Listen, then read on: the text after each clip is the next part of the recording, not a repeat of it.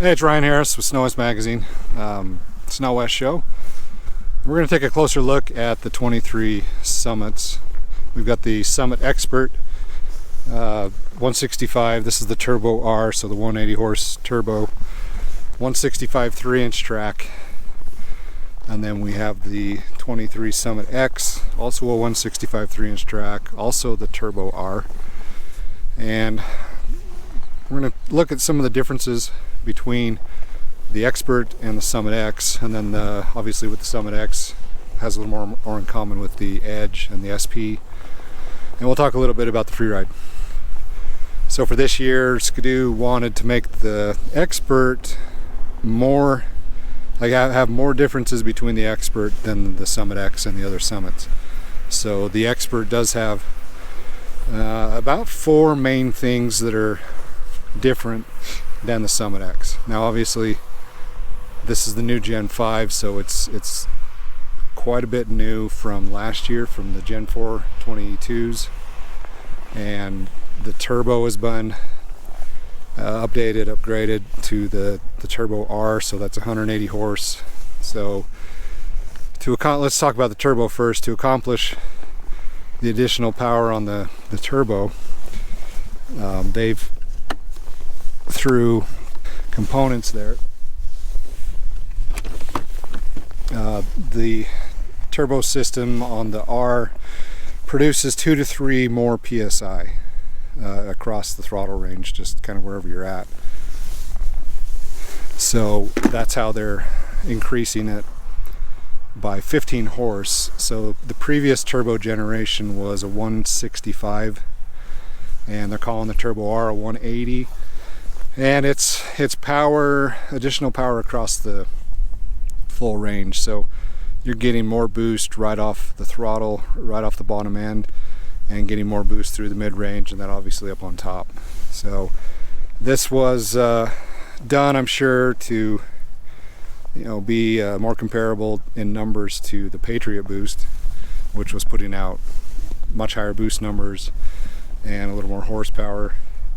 So now they're not offering the old version of the turbo. You can only get the Turbo R, but there's no downside to that from what we've been testing.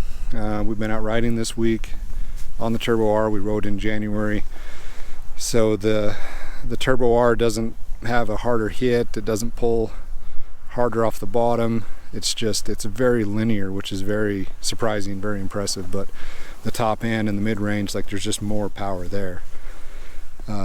Definitely competes close with the Patriot Boost. So on the exterior, it's harder to tell a turbo from an NA. That air vent is quite a bit smaller, and it looks pretty similar to an NA air vent. Their objectives were to lose weight, reduce weight, and then they wanted to improve handling, and then they wanted to make the whole thing narrower, and then obviously more power with the Turbo R. So the big change for the Gen 5 is going to this narrower running board. So the old running board used to come out about 1.5 inches farther out here, and then the plastic as well stuck out a little bit farther. The muffler inside here was wider. That's why the plastic had to be wider. So down here where your foot rests, you've lost quite a bit of space. Again, we're 1.5 inches different here, and before you had enough room to really move your foot around, and right now if you put your foot in there, you've got the outer edge of your boot up on this edge roll, and it's a really aggressive, thin, you got lots of bite, good edge there. I don't really feel a difference, so I don't feel at all like it's too narrow. And as far as the downside goes, I don't think it's, let me stick my foot up there, I don't think it's at all like a smaller running board as far as that being a downside.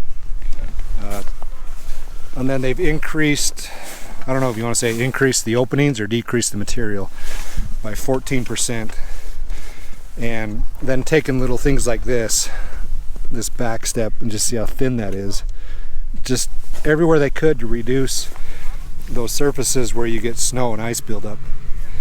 And as far as just the main area where your feet go, this thing stays really clean, better than the Gen 4. The only place we were seeing ice buildup is right here on this flat spot, and then kind of down underneath the chain case. But nothing back here, nothing on the hanger.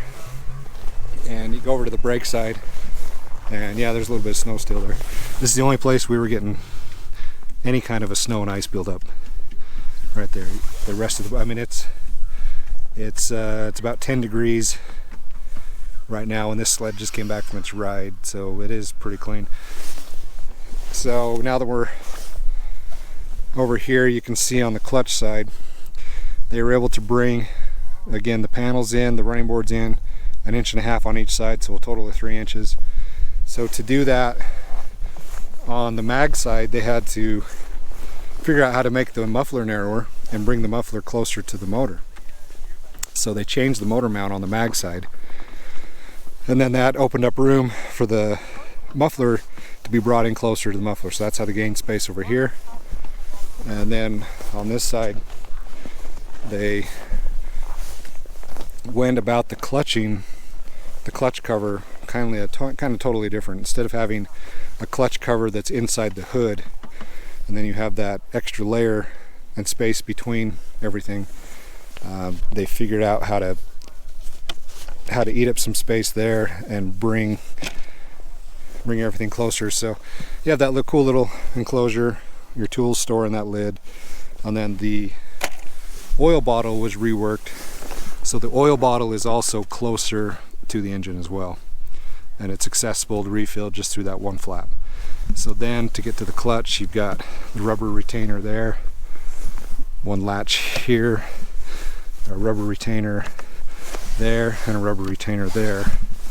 And then this, I don't know if I can do it with one hand. The entire clutch, the entire side panel is the clutch cover. So now that's eliminated all this extra space, and they can bring the plastic and the side panel right up next to the clutch. And that's what enabled them to narrow up the body so much. So again, if you look down here, you know, you were out here another 1.5 inches on the running board and on the plastic, and all of that has been brought in like right next to the clutch. So in order to do this clutch cover, you know, you can see all those little holes in there. It's a venting system to where basically as that sits on there, the air intake is right here, and then the air exhaust comes out the top and out the bottom, basically down here by your foot. So the secondary clutch is turned into basically an air pump, and the back sheave looks the same as this sheave, and it flows air. And from what the engineers have told us, compared to like a Gen 4, you know, 2022, belt temps have reduced by 10 degrees at like high-end wide open throttle type stuff. And when you're in the trees and you're shifting quite a bit more and the clutches are moving a lot more, it's more of a 20 degree plus difference in temperature.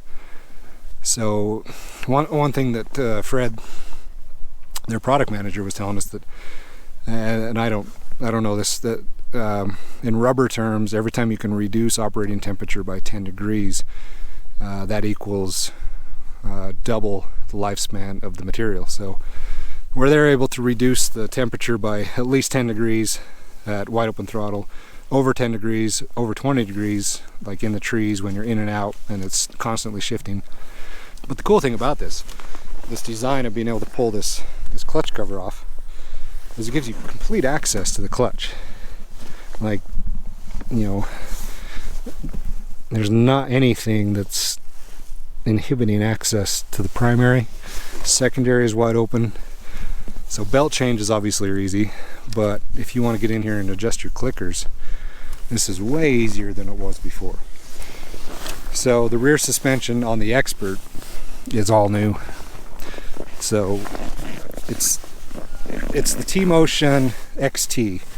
So they've gotten rid of the single center pivot on the rear arm, which is the traditional T-Motion. Now that T-Motion is still on the Summit X, the Summit Edge, the Summit SP, and the Freeride. So the Summit Expert is the only Skidoo mountain sled that has this rigid, it doesn't flex, rigid rear suspension. I don't know why they call it T-Motion XT. I think they should have come up with something that saying T-Motion is still a little confusing to some people, I think. But yeah, this is a rigid skid, does not flex, does not tip. So along with that, you know, rigid skid, they got rid of the flex edge track. The fiberglass rods are coming out full width of the track. This is a new track for two reasons. You know, they put a new track on here for two reasons, and that's number one, durability. They were addressing delamination on the lugs, and two, trying to reduce weight. So this track is lighter than the previous 3-inch track. And also on this Summit Expert, you have a longer front torque arm, and that increases the travel, and that increases how well the rear suspension can climb up on top of snow. And that's one thing in our testing that we've seen. You know, Skidoo versus Polaris. The Polaris would tend to walk up on top of the snow on its own a little better. That longer front torque arm really does change that. So it's a lighter skid, longer torque arm. This adjustable front limiter strap, you get, I have to double check the numbers, but you get more length out of that adjustment. So you're going to notice this adjustment much more than you have for the last 2 years, the 20, 21, and 22 with the adjustable limiter strap. So you have, playing with that, you're going to get a lot more.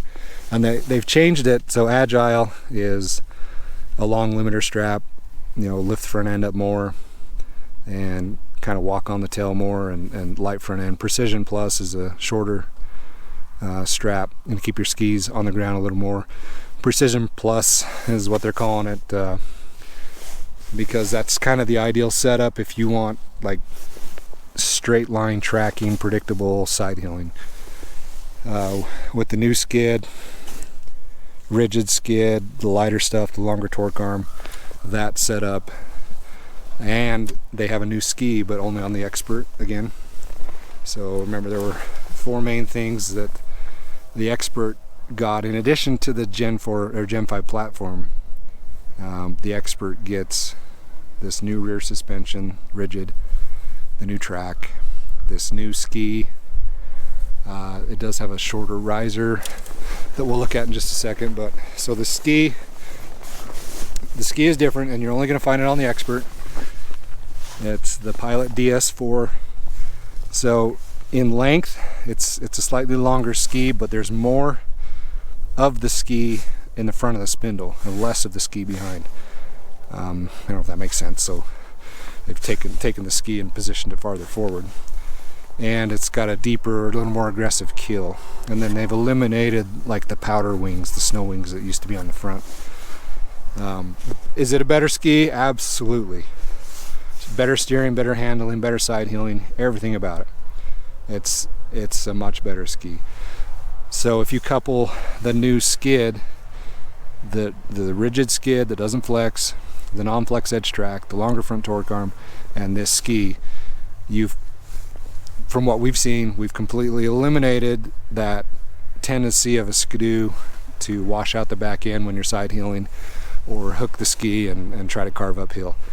This thing side heels on a technical side heel, very straight, very predictable, very easy to go up and down in elevation as you're cutting your side heel line. Tracks very straight, doesn't react to ruts and logs and hard snow and all that crap under the snow that you're used to. It's eliminated a lot of that. So those are the main things that make the expert the expert. So more just general Gen 5 stuff. So the shape of the hood, it's a lower, not really lower than a Gen 4, but it's a low profile if you compare it to a Matrix. The Matrix headlight and console and everything are up here, so they reduced a lot of the weight and they pulled a lot of the weight down. So if you look at that, it's a pretty flat surface. So when snow does pile on there, there's not any ridges or places that are going to hold the snow. You know, your intake screens are completely flat on both sides, and it's flush with the gauge. This is the new 10-inch iPad gauge basically, and all of this is flush. It's all the same level. So when you load this up with snow, it's just one arm to clean off. You don't have to hit the side of the vent, this vent, come out this crevice, go down. It's just one quick wipe off, because it doesn't matter how you design these consoles and these gauges and intakes. I mean, we ride in deep powder snow and it's just going to get everywhere and it's going to pile up. So I think we've kind of gotten away of trying to figure out how to deal with that and just made it the easiest to possibly clean off. It's not completely level, so it does clean off on its own pretty good. And then with the new hood, the new bodywork, they brought back a glove box, a little storage area. You can't really fit goggles in there, but you can fit a couple pairs of gloves, extra balaclava, some snacks, some stuff. I mean, at least now you have some storage on a Skidoo, where if you had one of the models with the lightweight hood for the last couple of years, you had no storage whatsoever. And that's basically, that was the trade-off, is you go to the lightweight hood, you save all that weight, but you lose storage. So having that storage back is pretty cool. So this is the Expert has the lowest riser of the Summit line, and again, I'll have to double check the numbers. I'll try to find those in the comments, but it's significantly lower than the rest of the risers. You know, that's, you know, most of these aggressive riders, Tony Jenkins, Jay Menterberry, these guys that they're ambassadors, guys that ride like that want to be close to the roll center. They want to have their hands down where they can control the sled. So here's the Summit X for comparison. So that's the riser that's going to come on the Summit X, the Edge, the Freeride, and the SP. So back to the clutching.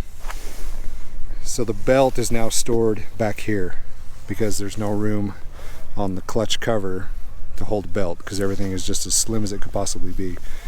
So the belt stores in here, in this area here.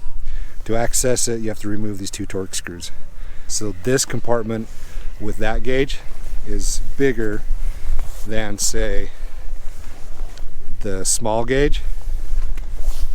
So now this is purely just a belt holder, and it's got one torque screw right here, and the tool is right here in the, you know, right there in your clutch, in your oil cover. So your belt stores right there. That's a pretty cool little setup. For us, honestly, if the trade-off is to get the narrowest bodywork possible, and now we got to move our belt back here and use a Torx driver to access it, we're fine with that. You know, we've been asking to slim up the bodywork for a long time. Since the Gen 4 came out, when you ride on it, you can't really see the spindles. You can see your ski tips. But now with the Gen 5, when you're riding on it, you have a lot more visibility of your spindle and your ski. You know, the bodywork on the Gen 4 kind of came back this way and then was about 1.5 inches wider throughout here, and a little bit bigger in this area. So the visibility when you're riding these things helps a lot, because if I can see my upper A-arm moving and I can see my spindle, I can place my ski a little more accurately when I'm picking lines. So now let's go back a little bit, back and forth. Here's again the Summit Expert. This is the fixed rigid skid. There's the rear arm, right? And here's the Summit X, and this is the T-Motion pivot arm. So just that single upper part of the scissor with the pivot point in the middle that we've been used to since T-Motion came out. So on the Summit X, the Summit Edge, the Summit SP, and the Freeride, they'll have this setup. They'll have the traditional T-Motion. Now this does have the longer torque arm, so you do get more suspension travel and you do get better deep snow behavior. But they also have the flex edge track on these models. You can see where the fiberglass rod ends here, about 3/4 of an inch before the edge of the track, so that as you initiate that side hill, the edge of the track can fold up. So T-Motion, flex edge track, all that was designed to make it easy to initiate a roll and to get this thing up on its edge. So the big question is, well, okay, if the Expert went to a rigid skid, is that not as easy to tip as a T-Motion? And from what we've been testing, I would say the answer is no. Like the Expert with the rigid skid is every bit as easy to initiate the roll, and once it's up on edge, it's more predictable, and it stays at the degree of lean. I don't know if that's the best way to put that, but you know what I mean. It stays at the degree of lean and drives at that angle better. But no, it is not harder to initiate. Some of that comes from the narrow front end. You got 34-inch front end on this sled. You also have it on the Summit X. If you go to the Freeride, you go back to the 36-inch front end. But how narrow this sled is, and the narrow bodywork and everything, and then the fact that they've reduced weight a little bit. So up to 16 pounds is basically what they're saying. So if you take a Summit Edge 175, the longer the track, the more weight it loses over previous year because of how much weight comes out of the track. But you lose quite a bit of weight out of the Expert compared to last year's Expert. But the handling is night and day difference. But again, just the narrow bodywork makes a huge difference. I think 34-inch front ends are here to stay. Going back and forth from this sled to the Freeride with the 36-inch front end, the Freeride was quite a bit more effort to do the same things, and to get it to go back and forth, side to side, and just get all that stuff. So the seats are kind of the same, the bars and grips are the same.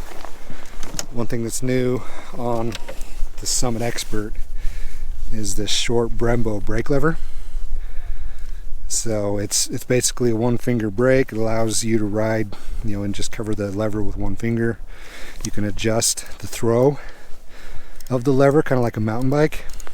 So turn that in, and I can bring that lever closer to the bar, depending on how big your hands are and how long your fingers are.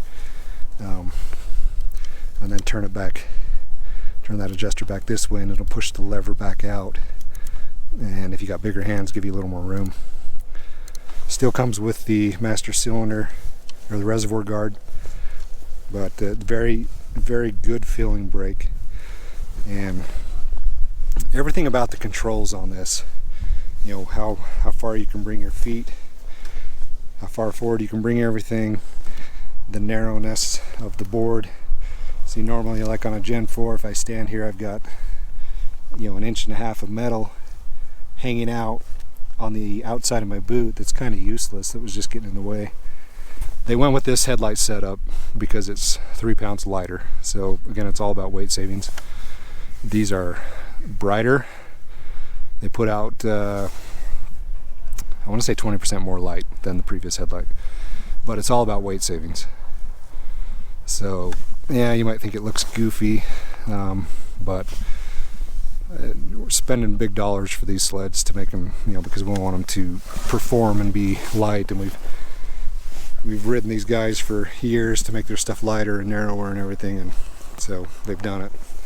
So still running KYB shocks. Front suspension is pretty similar. So the tunnel is basically the same tunnel, but the top sheet of material is thinner to reduce weight.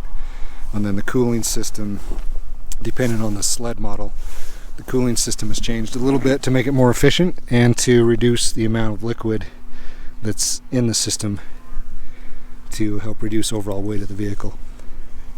The Turbo R, because it's putting out more power, 15 more horsepower and more boost throughout the range, does have a little bit different clutch components. The spider is reinforced, and the arms on the tower, the helix, all that. Everything's just a little bit beefier to handle that extra power. So if you like the T-Motion and you like that pivot, and you like that flex edge track, the Summit X is probably the way to go. The Summit Expert, if you want, kind of all the new, latest and greatest stuff that they're experimenting with, and kind of the stuff that their ambassadors are asking for to make the sled a little different, make it a little more rigid, then you're going to want to look at the Expert package. So all the cool new things are going to kind of come out and hit the Expert package, and then they'll trickle down the lineup. If they do what they want it to do and everything works and it's well received, all the stuff from the Expert package will eventually wind up on the X, on the Edge, on the SP, and on the Freeride. The Freeride, again, has the wider front end, 36-inch front end. And that's really, it's not a Summit per se. It's got a lot in common with the Summit, but it is its own kind of class within the Skidoo lineup. And having that wider front end, just kind of, if you've got the guy that wants everything, but he just wants the wider front end for more stability, that's the reason that one's got the wider front end.